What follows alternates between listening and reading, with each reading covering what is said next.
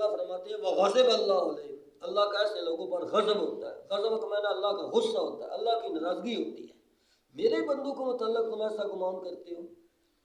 آگے دوسرا نقصان وَلَعَنَهُمْ، اللہ ان پر لعنت کرتا ہے۔ تیسرا نقصان وَأَعَدَّ لَهُمْ جَهَنَّمَ، اللہ نے ان کے لیے جہنم کو تیار کر رکھا ہے، مرنے کی دیر ہے، تمہیں سمجھ آ جائے گی، اور بری بہت بڑی جگہ ہے جہنم۔ آگے فرمایا اے لوگو، اے منافقین، یہ نہ خیال کرو تم اگر میرے بندوں کا ساتھ نہ دیا تم نے تو یہ مارے جائیں گے اور یہ ذلیل ہوں گے، رسوا ہوں گے۔ میں اپنے دین کا بھی خود محافظ ہوں، اپنے بندوں کا بھی خود محافظ ہوں۔ وَلِلَّهِ جُنُودُ السَّمَاوَاتِ وَالْأَرْضِ، میرے لشکر اور بھی ہیں جو زمین میں بھی ہیں، آسمانوں بھی ہیں۔ زمین میں مخلص مومن اور آسمانوں میں فرشتے۔ لیکن یہ اللہ کا طریقہ کار ہے، ورنہ اللہ کو کسی کی کوئی ضرورت نہیں۔ وَقَانَ اللَّهُ عَزِيزًا حَكِيمًا، اللہ زبردست حکمت والا ہے، وہ خود بھی زبردست ہے، اس کی حکمتیں بھی بہت بڑی اونچی ہیں۔ ایسا کیوں کرتا ہے تو کیوں کو چھوڑو، بس بات مانو۔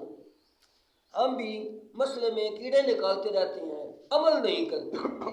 عمل ویسے دیکھو تو اتنی لمبی چوڑی ہوں گی جناب، مولویوں کو بھی نہیں بولنے دیں گے، مگر جب عمل کی باری آئے گی تو زیرو ہوں گے۔ اپنے آپ کو عقل مند سمجھتے ہیں، دنا سمجھتے ہیں، حالانکہ یہ سرے کے بے وقوف اور احمق ہوتے ہیں جو خود عمل کی طرف نہیں آتے، بس بحث میں لگے رہتے ہیں، تو آگے والے کو ہرانے کی کوشش کرتے ہیں بس۔ تو فرمایا میں نے نبی کو اس لیے بھیجا ہے اپنا دین بیان کرنے والا، کوئی مانے کوئی نہ مانے اس کی مرضی۔ دوسرا جو مان جائے خوشخبری سنانا، مبشرا، جو نہ مانے و نذیرا، ڈرانے والا، جہنم سے ڈرانے والا، تاکہ اللہ پر ایمان لے آؤ، اس کے رسول پر ایمان لے آؤ، اور اس کی عزت اکرام کرو، اور اللہ کی تسبیح بیان کرو صبح و شام۔ یہ تو نفلی عبادت بھی ہے بیان کرنا، اور اس کو سننا پھر عمل کرنا تو بطریق اولا ہے۔ ذکر اذکار ویسے اپنا کرنا یہ بہت بڑی فضیلت ہے، تو اس لیے فرمایا زبان اللہ نے دی اس لیے ہے کہ میری ذکر سے تر رہے، اللہ کے ذکر سے زبان تر رہے مسلمان کی، یہ خود حضور کا فرمان ہے۔ مگر ہماری زبانیں گالی گلوچ سے تر رہتی ہیں، ہماری زبانیں غیبت، گلے، شکوے، ان چیزوں سے تو تر رہتی ہیں۔ دنیاوی لحاظ سے تو کہتے ہیں بھائی اس نے پنجابی بھی چاہتے ہیں کان دی جب کھا دی ہے، ٹر ٹر ٹر ٹر ٹر ٹر ٹر، زبان رکتی نہیں ہے، مگر اللہ کے ذکر کی طرف چلتی نہیں ہے، قرآن کی طرف چلتی بھی نہیں ہے۔ تو فرمایا وہ لوگ جنہوں نے بیعت کی ہے آپ کی، انہوں نے حقیقت میں اللہ کی بیعت کی ہے۔ اللہ کا حکم ہے نا، ید اللہ فوق ایدیہم، سب ہاتھوں کے اوپر اللہ کا ہاتھ ہے۔ آگے اس کی تفصیل چونکہ آ رہی ہے، حضور نے ہاتھ کے اوپر ہاتھ بیعت لی، نیچے ہاتھ آپ کا تھا، پھر اوپر صحابہ کے تھے، اور اس کے بعد پھر فرمایا سب کے اوپر اللہ کا ہاتھ ہے، ید اللہ فوق ایدیہم، اللہ کا ہاتھ سب سے اونچا۔ اب ایک طرف نبی کا ہاتھ ہو، ایک طرف اللہ کا ہاتھ ہو، تو درمیان میں صحابہ کے ہاتھ ہو، تو جو نکالنے کی کوشش کرے خود اندازہ لگا لے اس کا انجام کیا ہوگا۔ اللہ کا نبی جس کا ہاتھ پکڑ لے، اللہ جس کا ہاتھ پکڑ لے، سیدھا جنت میں لے جائیں گے، جنت سے پہلے نہیں چھوڑیں گے۔ ہاں خود کوئی نہ چھڑا لے تو اور بات ہے۔ تو اس لیے فرمایا اللہ کا ہاتھ سب سے اوپر ہے، ید اللہ فوق ایدیہم۔ آگے فرمایا جو پورا کرے گا وعدے کو اللہ ان قریب اس کو اجر عظیم دے گا۔ ہمارا ایمان ہے سب صحابہ نے اس وعدے کو پورا کیا تھا، کوئی بھی ہاتھ چھڑا کر بھاگا نہیں تھا۔ اگر منافق جو تھے وہ اس طرح کی باتیں کرتے رہ گئے تو ان کے حالات آپ سن رہے ہیں۔ سَيَقُولُ لَكَ الْمُخَلَّفُونَ، اے میرا پیغمبر اب تو جا رہے ہیں آپ کے ساتھ منافق نہیں جا رہے، ہلے بہانے بنا کر بھاگ گئے ہیں۔ سَيَقُولُ لَكَ الْمُخَلَّفُونَ، ان قریب کہیں گے آپ کو پیچھے رہنے والے، مخلفون پیچھے رہنے والے، من الاعراب، اعرابیوں میں سے، دیہاتیوں میں سے، کیا کہیں گے؟ عذر بہانے بڑے پیش کریں گے، یا رسول ہم ضرور آپ کے ساتھ جاتے، جانا بھی تھا، لیکن میرا یہ کام تھا تو وہ کام تھا تو یہ تھا تو وہ تھا، باسنا شاغلاتنا اموالنا، ہمارے مالوں نے ہمیں مشغول رکھا، ہمارے مالوں نے ہمیں مشغول رکھا. اب خود اندازہ لگا لو دنیا کا جو مال ہے کس طرف لے جا رہا ہے. اموالنا یہ رکاوٹ بن رہا ہے نا اللہ کے حکم میں، اللہ کے رسول کی اطاعت میں، یہ رکاوٹ بڑھ رہا. تو کہنے لگے شاغلتنا اموالنا، ہمارے مالوں نے ہمیں مشغول کر لیا تھا، اس لیے اللہ کا حکم پورا نہیں کر سکے اور آپ کی اطاعت نہیں کر سکے. وآلونا، ہمارے آل و عیال نے بھی بس ہمیں مشغول کر رکھا تھا. وآلونا، مال بھی آ گیا، آل و عیال بھی آ گئے. ان دونوں چیزوں کی وجہ سے ہی بندہ بہت پیچھے رہ جاتا ہے. کیوں؟ ایک اور آیت اس کی یوں تشریح کرتی ہے.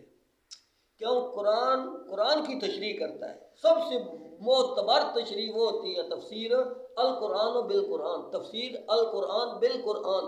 قرآن کے ساتھ تفسیر کی جائے. کیا مطلب؟ ایک حصے کی تفسیر دوسرے حصے سے کی جائے، اس سے بڑی کوئی تفسیر نہیں ہے. پھر دوسرا نمبر القرآن بالتفسیر ارشاد النبی صلی اللہ علیہ وسلم، حضور کے ارشاد سے، حضور کے فرمان سے اس کی تشریح کی جائے. تو اب قرآن سے تشریح ہو رہی ہے، قرآن سے تشریح ہو رہی ہے. اس اموالنا والنا ایک اور مقام پہ ہے. قرآن کہتا ہے یا ایھا الذین آمنوا، او ایمان والو. کن کو خطاب ہے؟ ایمان والوں کو، یہودیوں کو نہیں، عیسائیوں کو نہیں، ہندوؤں کو نہیں، سکھوں کو نہیں. کن کو ہے؟ یا ایھا الذین آمنوا، ایمان والوں کو خطاب ہے. ہم کہتے ہیں جاؤ انہوں نے تبلیغ کر جا کے. یا ایھا الذین آمنوا، اے ایمان والو، لا تلھکم اموالکم ولا اولادکم عن ذکر اللہ. اے ایمان والو جو ایمان کا دعویٰ کرتے ہو، لا تلھکم اموالکم ولا اولادکم، نہ ہلاک کر دیں تمہیں تمہارے مال اور تمہاری اولاد. کس سے؟ عن ذکر اللہ، اللہ کے ذکر سے، اللہ کے دین سے. اللہ کا ذکر سب سے پہلے تو قرآن ہے نا. انا نحن نزلنا الذکر، تمہیں میری یاد سے غافل نہ کر دیں، میرے قرآن سے غافل نہ کر دیں، دین سے غافل نہ کر دیں، اور اپنی موت سے غافل نہ کر دیں، اپنی قبر سے غافل نہ کر دیں. اب ایک حدیث تشریح کرتی ہے ارشاد النبی صلی اللہ علیہ وسلم. تو اس لیے فرمایا لوگو، اللہ تعالیٰ ان اللہ لا ينظر الى صورکم واموالکم، تمہارے مال کی طرف اللہ نہیں دیکھتا، تمہاری شکل و صورتوں کی طرف اللہ نہیں دیکھتا، تمہارے آل و عیال کی طرف اللہ نہیں دیکھتا. ولکن ينظر الى قلوبکم واعمالکم، تمہارے دلوں کی طرف دیکھتا ہے، نیتوں کی طرف دیکھتا ہے. واعمالکم تمہارے عملوں کی طرف دیکھتا ہے. تو اس لیے فرمایا ہماری نیت بھی کھوٹی، ہمارے اعمال بھی کھوٹے. اللہ خیر صلی اللہ ہے. ہماری نیت بھی صاف نہیں اور آج کے مسلمان کی. تو اس لیے فرمایا اعمال بھی ماشاءاللہ سے، عقیدہ بھی گندا، اعمال بھی گندے. جو عقیدہ درست ہوگا تو شیطان اسی پر اس کو مطمئن رکھتا ہے. ٹھیک ہے تو توحیدی تو ہو گیا ہے نا، بس توحیدی تو ہو گیا نا، شرک بدعت تو نہیں نہ کرتا، بس ٹھیک، عقیدہ ٹھیک ہے بس ایک نہ ایک دن جنت میں چلے جانا، بس ٹھیک، عمل کی خیر ہی ہے. چل ادھر شیطان اس پر حملہ کر رہا ہے. تو اس لیے فرمایا طرح طرح کے شیطان حملے کرتا ہے ہر آدمی پر، ہر ایک پر کرتا ہے سوائے پیغمبر کی ذات کے. پیغمبر پر اس کا وار نہیں چلتا اور ہر ایک کو چھوڑتا نہیں ہے. یہ یاد رکھنا، شیطان اکیلا نہیں ہے، اس کی فوج بھی ہے. تو اس لیے فرمایا وہ بھی کہنے لگے شغلتنا اموالنا وآلونا. اسی طرح ایک اور قرآن کی آیت اس کی تشریح کرتی ہے. یا ایھا الذین آمنوا، او ایمان والو، قوا انفسکم واہلیکم نارا، او ایمان والو اپنے آپ کو بھی بچا لو، اپنی اولاد کو بھی بچا لو، اپنے آل و عیال کو بھی بچا لو. کس سے؟ قوا انفسکم واہلیکم نارا، جہنم سے بچا لو. اب کون سی تشریح زیادہ کی ضرورت ہے؟ یہ تو میں تو صرف ترجمہ ہی کر رہا ہوں، آیات کا آیات کے ساتھ ترجمہ کر رہا ہوں، حدیث کے ساتھ. اب کوئی کہتا ہے سمجھ نہیں آ رہی جی، سانو نہیں سمجھ آتی دین قرآن دی، تو پھر اللہ کا ظلم بنتا ہے. یا اللہ ایسی چیز ہماری طرف بھیج دی جس کی ہمیں سمجھ نہیں آتی. اللہ پاک تو قسمیں کھا کر فرماتا اللہ میرا بندہ مان جا نا، میری بات مان جا، مجھے اپنی ذات کی قسم ہے. وَلَقَدْ يَسَّرْنَا الْقُرْآنَ لِلذِّكْرِ، مجھے اپنی ذات کی قسم ہے میں نے بڑا آسان کیا ہے قرآن.